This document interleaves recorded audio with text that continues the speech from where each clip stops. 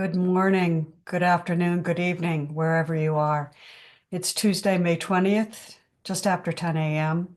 This is Training Wheels offered through an open door in which we just explore the daily lessons of A Course in Miracles. And today we are looking at lesson 33. There is another way of looking at the world. So for the first 50 lessons, I'm going to read each lesson before we get to lesson 33, because they are kind of interesting when we take a look at them together. So just take your seat and be present wherever you are. Just be relaxed and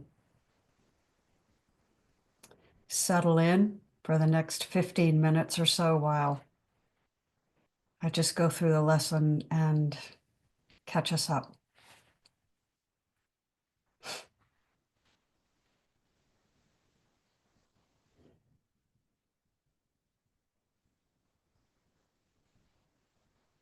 Nothing I see means anything. I have given everything I see all the meaning it has for me. I do not understand anything I see. These thoughts do not mean anything. I am never upset for the reasons I think. I'm upset because I see something that's not there. I see only the past. My mind is preoccupied with past thoughts. I see nothing as it is now.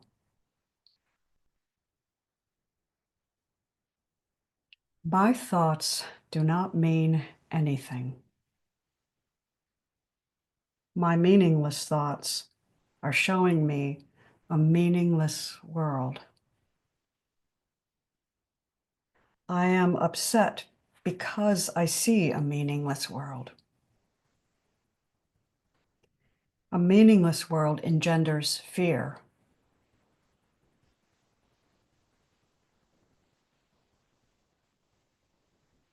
God did not create a meaningless world.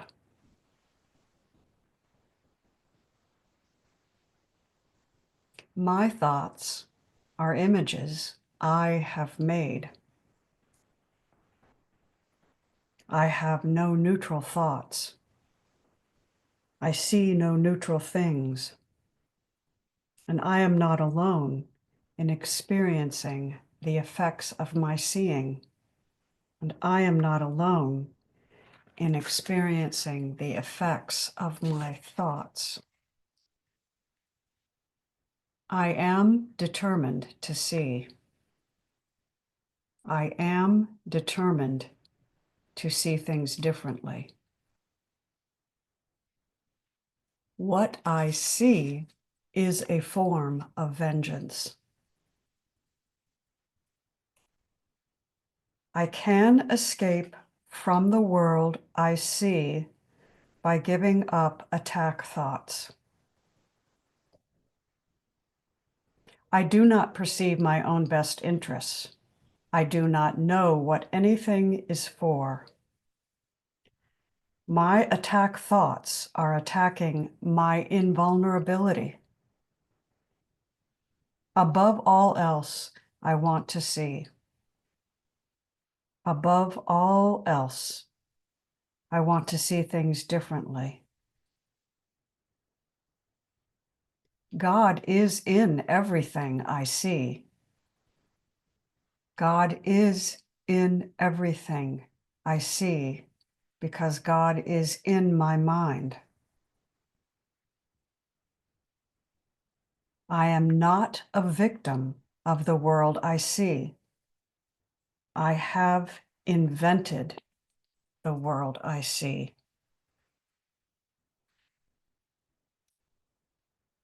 There is another way of looking at the world.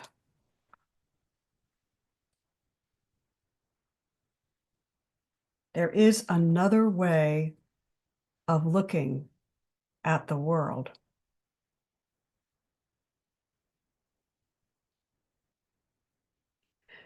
When I am conscious of it, I recognize that my perception can shift from being out there, quote unquote, to being in here, quote unquote. When I am inside looking out, the world is different. It's almost as though I'm in a bubble, safe and sound, while watching a play going on in front of me. I'm with the play, but I'm not in the play. There is another way of looking at the world. Today you will practice shifting your perception from being out there in the play to being inside and watching it. You will watch from a place of silence and peace. Today's practice aids in the cultivation of inner knowing. 2 practice periods of 5 minutes are asked. Take your seat in the morning and again in the evening. Place your awareness on the breath and just relax your body. And when you're ready, with open eyes, unhurriedly glance around the room and gently notice what you perceive as outside yourself. And then close your eyes and place the same awareness on how you feel inside. Be casual and don't hurry. Approach this exercise as you would any break in your day. The only difference is in your intention. Sit and look around your world without attaching to anything, and then close your eyes and survey your inner kingdom. Be aware of the outside and how you feel inside. This is preparation for future work. When you have spent 5 minutes in peaceful awareness, say to yourself, there is another way of looking at the world. Notice how it feels inside when you say the words. Just notice. And when you're ready, open your eyes. And as you go about your day, take as many moments as you can to look around and say in your mind, there is another way of looking at the world. And you can do this with your eyes open or closed. Play with this. See how it feels. If you experience any discomfort, any anger or irritation with what's in front of you at the moment, close your eyes and repeat the lesson. Just relax. Don't take yourself too seriously here. You're giving yourself permission to experience your world in another way. Have fun, be gentle with yourself, and enjoy this lesson. There is another way of looking at the world.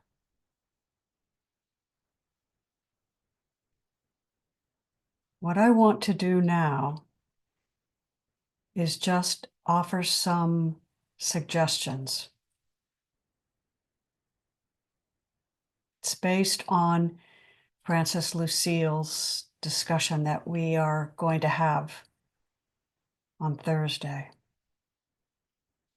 Francis tells us that every time we shift our perception, there is a gap. As you practice this lesson, there is another way of looking at the world. Try to notice when you shift your perceptions. when the way that you look at the world changes, and try to just notice that gap. It will be very, very small. Don't expect anything. Don't think you know what the gap will show you. Just notice.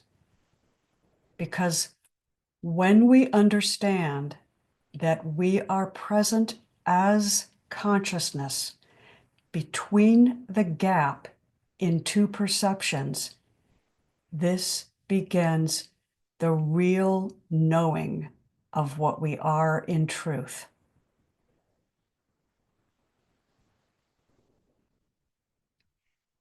Francis uses as an example what happens in the moment when we suddenly reach an understanding of something.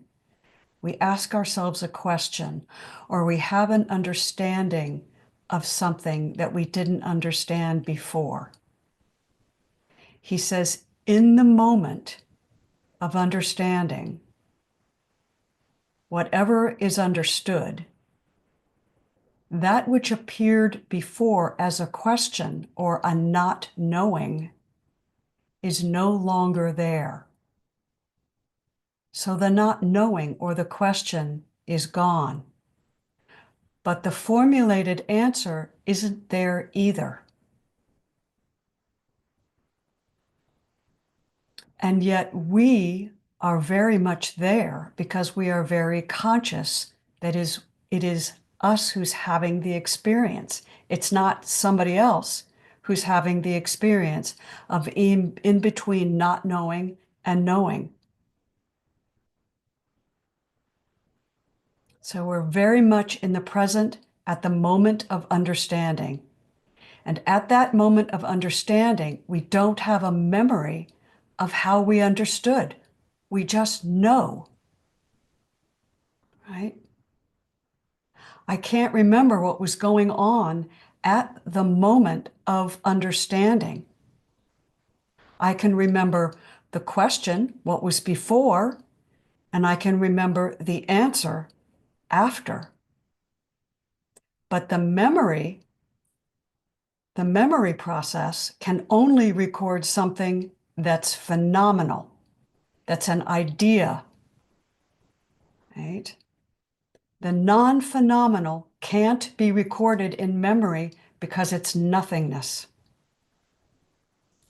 This understanding is seeing the world differently.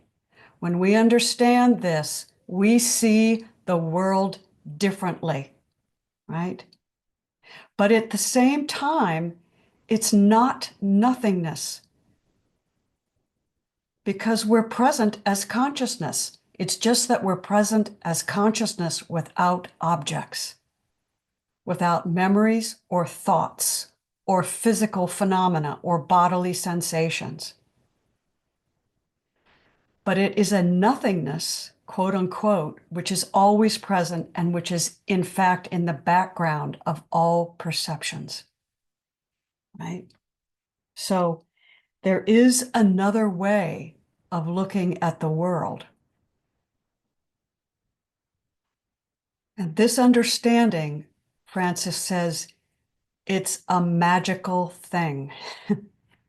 And it's magical because it opens us to the possibility that the presence of consciousness is there in the absence of objects. It opens us to that possibility. And that's why he uses the moment of understanding as an example.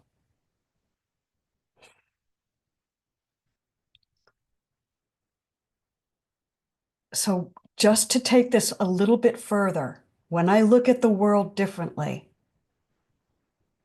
the perception of an object doesn't tell me consciousness, right? It's instantaneous. The perception of an object doesn't tell me, oh, I'm conscious. It's different, right? The understanding of consciousness is the perceiving of I am, of the true self. And these glimpses are liberating glimpses, right? And when I understand that being conscious of an object isn't showing me consciousness itself, then I have a way of knowing that consciousness is not dependent on anything else. Consciousness just is. And then whatever I believed about it, I understand that phenomenal experience, the experience of objects, cannot tell me about consciousness. It doesn't tell me anything about consciousness. It tells me that consciousness is perceiving objects, right? So perceptions appear through consciousness, but they aren't valid ways of knowing it.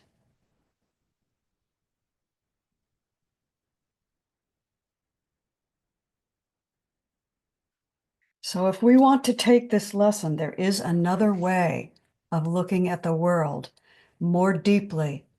And we can, because we are master students and teachers at this level. All of us in this call, in this Zoom, we can understand this. We can notice the gaps between perceptions. We can notice the moment when we don't know something and then we do know something. And we can remember not knowing and we can remember the knowing. But the gap between not knowing and knowing, there's nothing in there. And yet we are present. Consciousness is the bridge between two perceptions.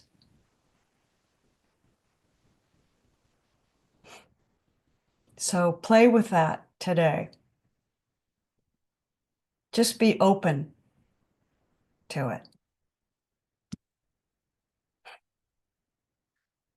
And that's all I have to offer for deepening this lesson.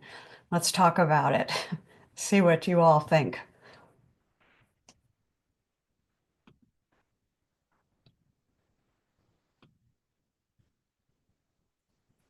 Hold on a second. I'm moving into, there we go, Patricia. And then Rana. Oh, good morning. How apropos. I almost burst into tears of this lesson.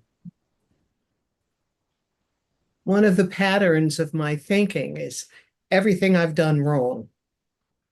So I woke up this morning trying to meditate and all these thoughts of the past and what I did wrong. And that feeling of heaviness came in. And then suddenly it was an aha moment that was so embracing. I mean, I call it miraculous. I'm going to use your word. I just came back to awareness and recognized, my God, this is what everybody is talking about. These are just thoughts, and they are thoughts that are futile. And I still feel it. So I'm going to walk around in awareness today and see how long it lasts. Thank you. I realize I'm only 6 months old in this process, but I know you all have experienced this one way or another, but this is a first for me. So thank you, thank you, thank you. Thank you, Patricia. Wow, what a perfect example. Absolutely perfect. So the gap, first it's the feeling I'm having all these thoughts and being totally lost in the rabbit hole, right? I'm having these and then realizing, oh, these negative thoughts they're just thoughts. We feel like it's one continuous perception, but it's not. There's a gap between having the thought and being the awareness that's aware of the thoughts. And that gap is what you are, because you couldn't notice if you were either one of the thoughts. If you truly were the thought of negativity, or you truly were the thought of, oh, these are just thoughts, then you wouldn't be able to see and step outside and see both thoughts. This is another example of the whole being greater than the sum of its parts, Mhm. right? It's another wonderful example of that. Well, it was miraculous, and I'm so grateful. And I look forward to more of it. I'm sure the negs, as I refer to them, those thoughts, will keep coming back because it's habitual. Yep. And I look forward to seeing what I do with them. And I Thank you. thank you all for this journey. I couldn't do it without you, and I love you all. And thank you, Amy. Thank you. Thank you. Beautiful. A beautiful example. Rana, good morning. Good morning. Yes, Patricia, that it's pure freedom, what you just described, and I don't know what anybody else's journey is like, but I still have thoughts all the time. I just don't cling to them anymore. You know, they're just there. I've dropped the expectation that they're going to stop there, but they've become less of a problem, you know. And so this is really hitting on something this morning. What I'm hearing clearly is shifting from to inner from outer, you know, and what happens when that happens, you know. 3 minutes before this meeting, I'll save you the details, but Ryan was being helpful, and it didn't turn out to be so helpful down at the chicken thing coop. So I went down there and I asked him to get something to put the water, chicken waterer on, because the string that it was hanging from was now broken. No big deal. Nobody did it, right? I didn't feel that. But as I was walking down there, what I heard clearly was watch your energy. And I know that wasn't me, you know? So it was the beginning of a shift. You know, so as I'm standing there and I'm waiting what seemed like, you know, an hour for him to go get a concrete block to put this waterer on, I put my hand on my heart and I went to inner and I kind of checked out. Am I disturbed? And I was a little disturbed. So I was honest about it. Yeah, I am a little disturbed here. And then I just sank into quiet and listened to the birds and felt this was new. I felt the wind on my face. There was a noticing of that. That's, you know, these little details that bring me. And then I heard, where are you right now? And so when he came back around the corner with the concrete block, I said, thank you. I hope you didn't find a snake while you were getting that. You know, a little humor came in and we smiled. And then I slowly and peacefully walked back up the driveway to join you. And then what does it say? The lesson is there is another way of looking at the world. And I sat here in gratitude that these teachings and these lessons are becoming part of second nature here, you know. But I think it's only through repetition. And I only hear it when I hear it, Patricia. So don't put the bat away, take out the feather, right? Where we don't get all this. It's not an event, it's a process, you know, and I just need to keep reminding myself, and you need to remind me too, because I'm a very fast forgetter. So. I love that. I'm a fast forgetter. Yeah. So, but thank you, Amy. Just gorgeous, and I'm grateful to consciousness for giving me an experience to share real time. Just checking in and being honest. Yeah, I'm a little disturbed right now, but I don't have to stay here. I can shift, and in that shift, some sort of miracle happens. The energy changed, love came, birds. It's just beautiful. Thank you. Thank you. So I feel like in the moment when I just say, when I become aware, there's another way of looking at the world. That gap has already taken place, right? Because I've gone from, in fact, the gaps are, there's many gaps. There's first being upset, then there's a gap. Then there's, oh, I'm aware that I'm upset. Then there's a gap. Then there's another way of looking at this. That's a gap. It's not linear, no. And Francis describes this, and I'm offering this just as a way of opening. He says, he doesn't take ownership of this idea, but it makes sense to me because we know that we all are blipping in and out of reality all the time, right? Right. And I'm not a physicist, but I know that the little tiny quantum parts that make us up are constantly moving in and out of existence. They're going like this. So there are constant gaps in our form, in everything. And those gaps are little openings where the light gets in, right? And I call it light because it's consciousness. That's where there are always opportunities for these openings. And so this lesson in itself, there's another way of looking at the world. That's just a gap. But the gap actually begins when we recognize, I'm not feeling right at this moment. I'm feeling, as Cindy says, contracted. That first recognition of contraction is your first gap, right? And then there's, oh, I remember the lesson. There's another way of looking at this. That's another gap. And then I look out and I see things differently. That's another gap, right? And that opens us up to the possibility that what we really are is the gap. We are that gap, right? We are not the thought.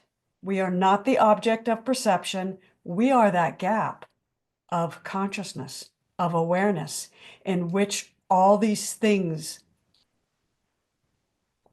come up and go away, come up and go away.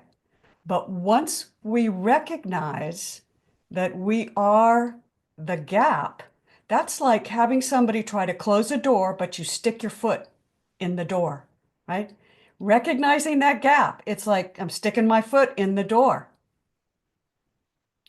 because I see it now and I'm not going to unsee this, right? And then what will happen? Who knows what will happen? But once you see it, you see it. And it'll keep coming back, just like Patricia's did this morning, just like Rana's did. It keeps coming back and coming back and coming back. Bubbles, what you got? Good morning. Good morning. I love how you are going down this road of the gaps, you and Francis. This is so helpful. It's such a great reminder. First of all, it's super practical. And second, it's such a great reminder that we are consistently getting help. Consistently. Because we all know that we see the world differently when we see who we truly are. But, I'm going to use Rana's term of being a fast forgetter. It just life is life, and so this is so helpful. And I just wanted to share a quick little vignette from Abraham Hicks tells this beautiful story on this theme of seeing the world differently when one recognizes who one truly is. About a gay man who just saw the world, he was consistently being bullied, terrible experience at work, just a terrible existence. He was miserable. And so through the Abraham Hicks, they're assisting him and looking at who he truly is, this beautiful, all love, just soul. He started to see that in himself, and his world, like almost overnight, completely, kind of like Livy's, a little bit like Livy's share yesterday about her friend planting a garden and the environment just completely changing. So it's really fun and encouraging and beautiful to experience and to see and to hear about other people going through these miraculous, like, and Patricia, I loved your share. Thank you. Thank you for that. Thank you, Bubbles. Thank you, Ames. And is there any guilt or fear in the gap? No. No.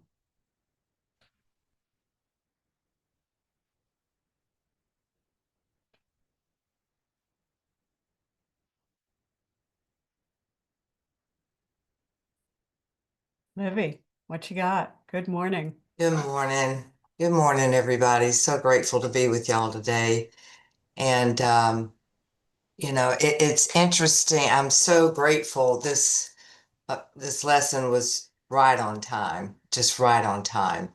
And I in the past, it was very, very important to me that I have validation outside myself in order for me to feel my okayness. And it's interesting now because I have a couple of friends, they're a mother and daughter, and I texted them a couple of times and I haven't received a message back. And so this morning, boy, the small self wanted to jump on that, creating a whole story, a whole scenario of why they haven't texted me back, why I haven't heard from them. And it was really wonderful to catch myself in that Yeah. and recognize, wow, let's just get out a pen and paper and put fiction and just start writing this novel of something that is not based on any kind of reality whatsoever.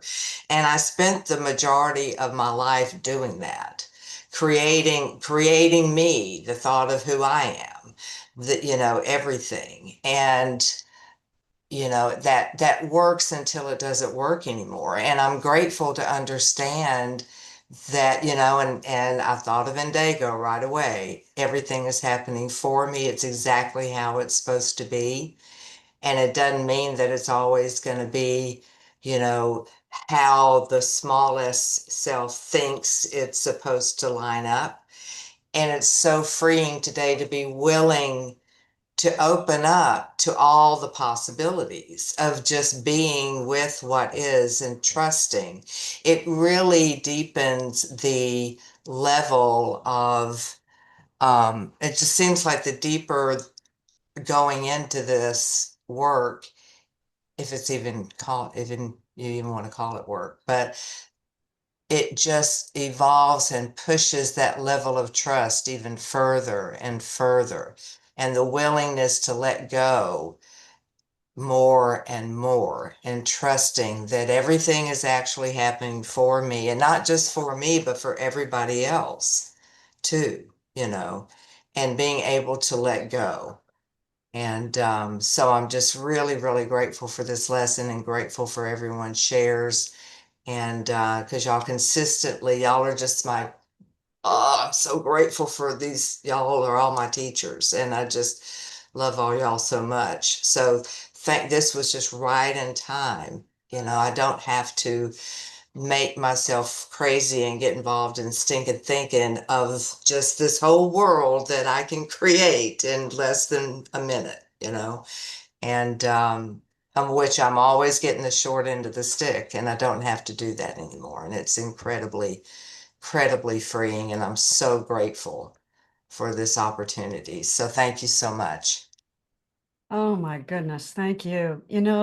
Livy, lately, every time you say something, you remind me of something that I need to be reminded of. And Bubbles did the same thing too. I've just got a couple of things that I just want to share, and then I want to ask a question.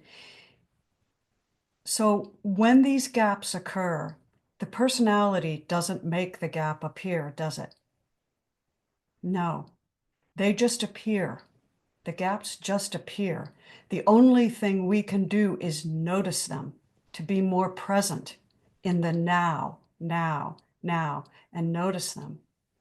And then what Bubbles said is really important, because the universe is always working with us. It keeps giving us these gaps, and it's us giving ourselves the gap, giving ourselves that space in which to recognize, go from one thought to another, and then recognizing the space in between. So the personality doesn't do anything. It is what we are in truth that's doing everything.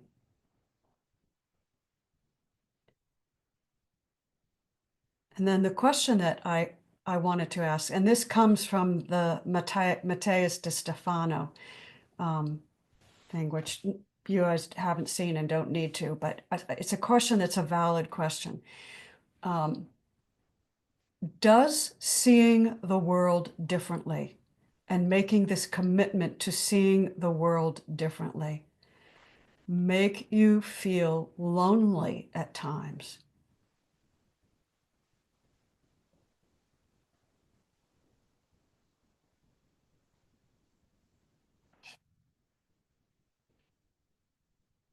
Alka. Can you say something? It did in the beginning, but not anymore. I have all of you.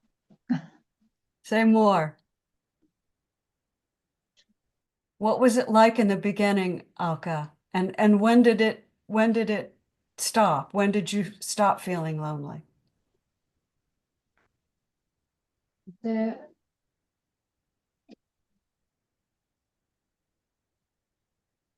I think during the COVID really is when I stopped feeling lonely. While while everybody was complaining about how lonely they were, I had this whole world around me where I didn't need other people. And I realized how lucky I was. And then I found all of you. But I was not I would be lonely maybe without all of you, but I had stopped being lonely by the time I found all of you. But COVID brought it home to me, I think, that starting on the spiritual path is not really lonely.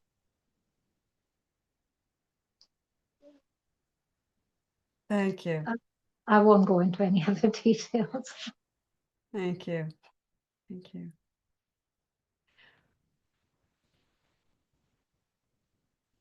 Anybody else?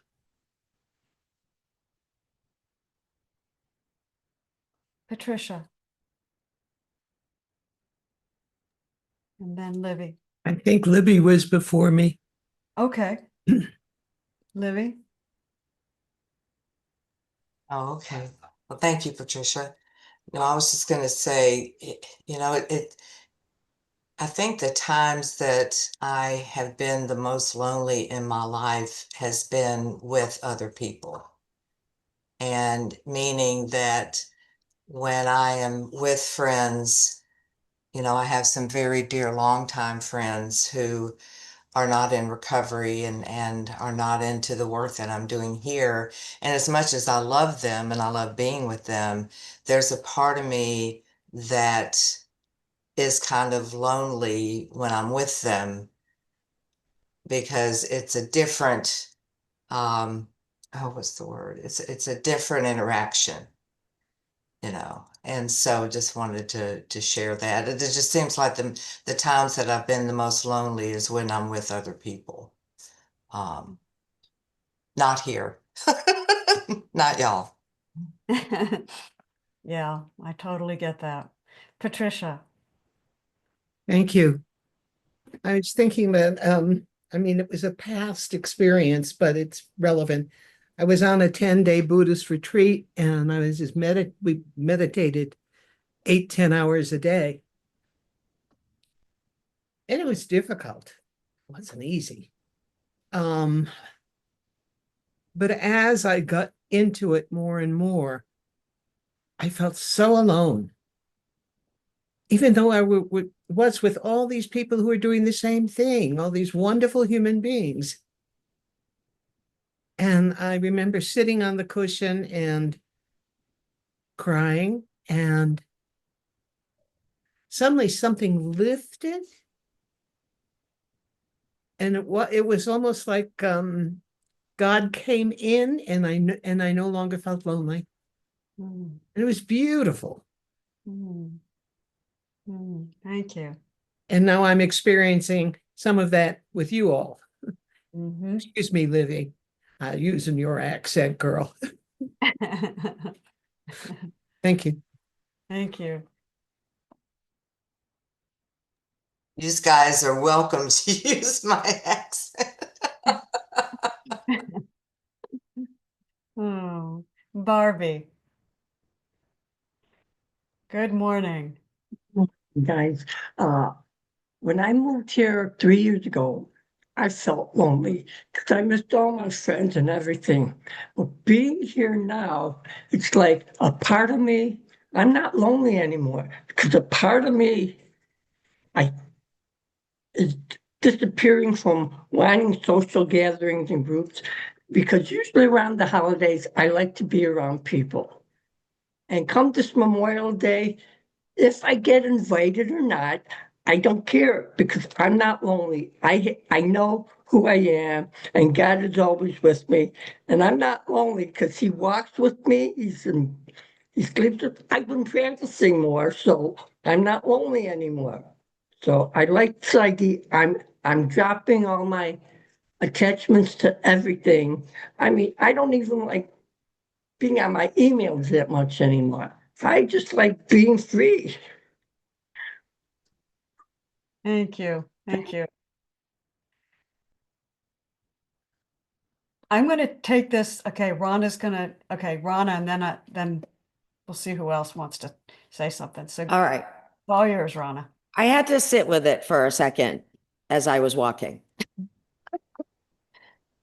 You know, a householder can awaken too.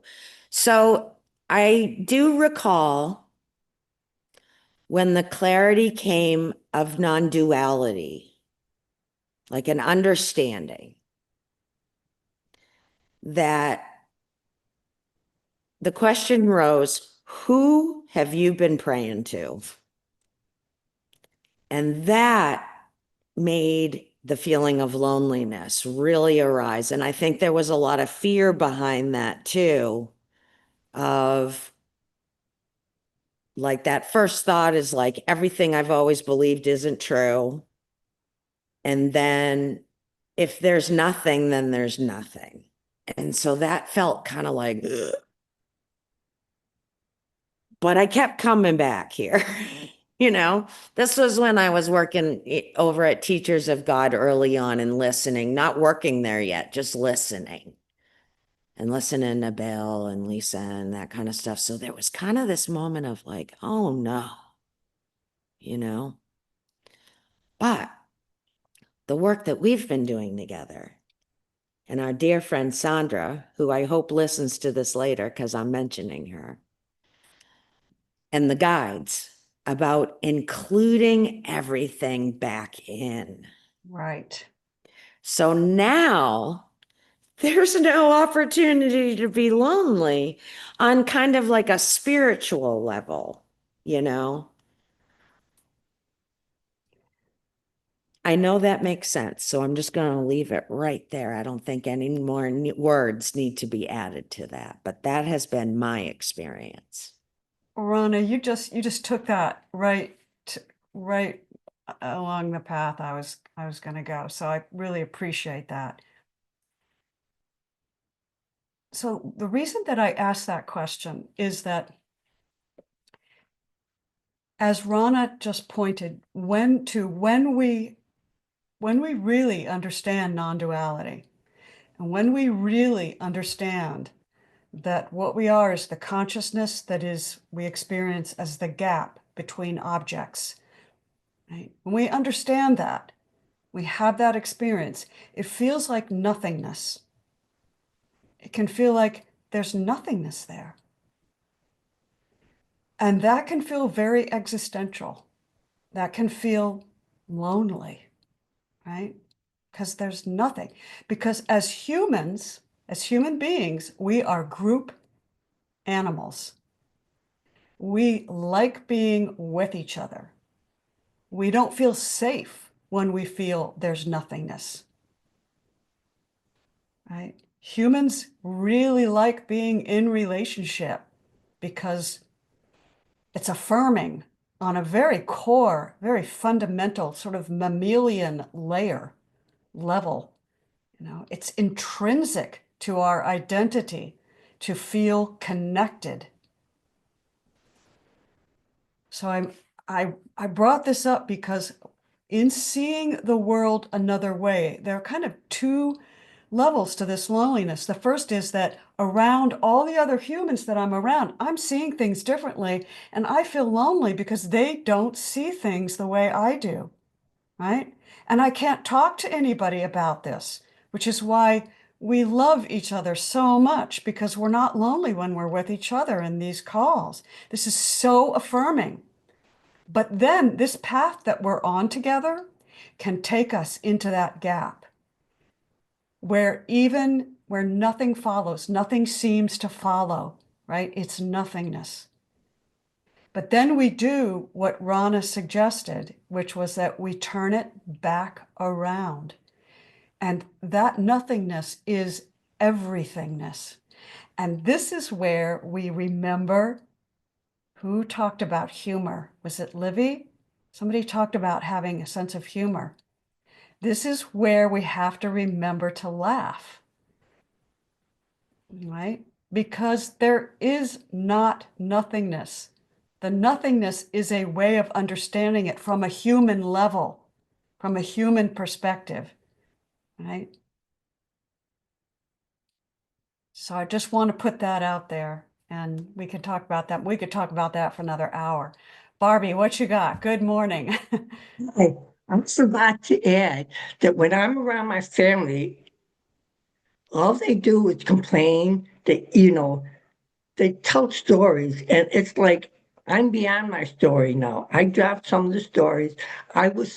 You guys know I was sick, and my cousin says, take this and this and this. But my stomach can't handle a lot of medications. And then it was easier for me just to 10 days and it was gone. It was easier that way. And I'm over it now. And they tell stories and everything. So, like it says, my family, it doesn't care. I don't care to be around them anymore. But my family is right here. And I'm never lonely when I'm with this group. Thank you. Love you guys. Thank you. Oh, well, at the risk of putting Richard on the spot, I'm just going to gently ask if he has anything he would like to say. We have 10 minutes and Hi, everyone. I love you all, and a great meeting, a great question, Amy. I've been sitting here thinking about loneliness, and and I realized as a separate self, I've experienced loneliness, but I didn't think I was really lonely in the spiritual sense. And then I've been trying to lately to really sink into the stillness when I meditate. And I read a book recently. I think one of you recommended I Am by Ramana Maharshi. I can't ever pronounce his name right, but and in that he said, when you meditate, if you focus on your breathing, you will reduce the number of thoughts that rise in your consciousness. And so I've been doing that, and I realized that when I was thinking about your question, the only time I'm really lonely now is when I realize I'm identifying as a separate self, whether it be a thought or an experience or whatever. The minute I drop in this stillness and I stay in that state by focusing on my breath, then I find out I'm really experiencing peace, love, and joy while I'm in that state of mind. So, and then I leave my meditative state and I walk back in the world and all the shit happens again, you know. And the triggers keep coming up. And what a WTF on this, or what are they doing now? And all this craziness. But I can laugh now because I know what I've done. I walked into this world and said, okay, I'm Richard. I'm not my true self. So I try to get back in that stillness, and that normally works. But really laughing at myself really helps, right? I don't take myself as a separate self that seriously. Thank you. Oh, We haven't heard from Cindy. that is true. Can we put Cindy on the spot? I'm not sure Cindy has ever been on the spot. I'm not on the spot. No, she's too agile. I am. Good morning, Cindy. What you got? Well, we've been talking, and I've been listening and observing that there's been a lot of conversation about thinking words, right? By the way, at some point during this hour, in case it was only me because I was away, I was missing David, so I texted him. So if you saw me go like this in the moment, I was missing David, and he responded, and they're in San Diego. So if anybody also was missing, like where David should be, he said he's just no. I didn't read the whole thing. I just wanted to be able to communicate. They're traveling. I woke up today, and this gap thing is so cool, the focus for me today is not about words. It's actually about sensation. And I don't have any answers. But I'm in this, I have some pain. I'm guessing I'm not the only one that deals with physical sensations. The sense, though, is, or at least what I'm looking at, is when I take any given physical sensation and be willing to pull out the story in the past about what it is in the moment, then it's just something arising in the gap, to use the terminology. And I'm watching, in all honesty, how this body is responding loudly to the idea that quote unquote pain could just be, sensation without story. So it's the same type of thing, though. Who is it that has the story that justifies the pain? Who is it? And so I've been sitting in this space of recognizing that, or or at least asking the question here. That's what's been going on for me since I woke up this morning. And I took it into the dyad, got some interesting feedback from this experience. Like at one point, the most unbelievable itch just showed up on my cheek, came out of nowhere, right? And instead of scratching it, I watched it in and out so that the gap was watching the itch. And for a while, it like started to burn, and then it spread over most of my face, and then it disappeared. But it had no origin. And I didn't physically have to do anything. And so there was this sense that the only thing different between that itch and some of these sensations that I'm dealing with that I don't have to go into the story about, the only difference is these other sensations have a story and a diagnosis and an expectation in all words, right? And I've been just watching that. And so that's what's going on here right now. Even being able to be quiet enough to watch how some of these sensations are ebbing and flowing as I receive everybody's energy and the sharing.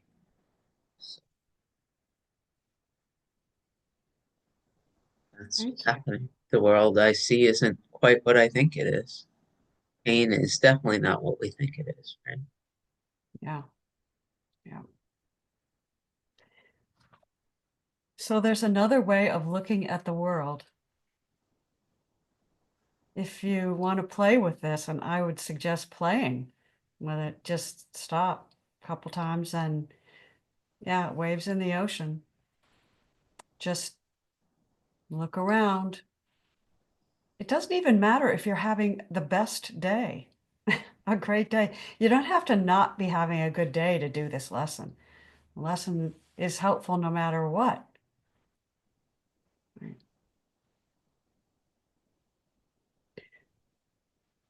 So thank you all for being here. It's been great being together, and we have 12 stepping in 1 hour. So go fold your laundry, work in your garden, mow your lawn, pay your bills, do whatever you want to do or Go need to to the do. bakery. Go to the bakery. That sounds fun. Yeah, that does. Thank you, Okay. Amy. Thank you. Amy, thank you so much. Thank you. Love us. We'll see you soon. Thank you, Amy.